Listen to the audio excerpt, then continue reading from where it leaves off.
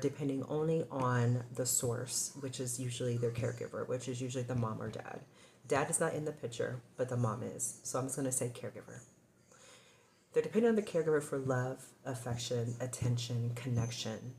And they're looking for that parent to provide a moral type of baseline and a type of standard to live by. And there might have been a time where there was some trauma, possibly in the younger life, that probably was really honed in on as he got older. So let's say that you've been traumatized in some type of way, and whatever trauma that was, you experience that over and over again as an adult. It just keeps on perpetuating, and we call that something as a trauma loop. So the trauma loop is something where that person is made. This is where Diddy is made. This is where his private life that comes into the public eye is happening, right? So he experienced early loss, which came from his father. Possibly some attachment disruptions, and that is possibly coming from his caregiver, which is supposed to be his mom, right?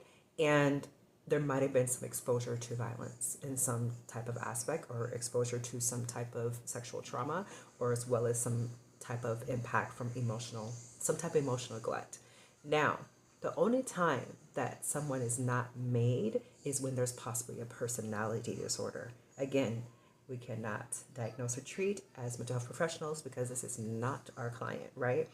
But the only time where we see that something's not forged or made out of pain or made out of trauma is when that person truly has a personality disorder and they are indeed born with that. And that's where we draw the line right there. So let's just go back to we're playing with the archetype. So as an adult, that person who is P. Diddy, he seeks multiple ways to prevent the stuff happening from his trauma happening in his adulthood. So because he's unhealed, he is perpetuating that cycle and hurting others over and over and over and over again.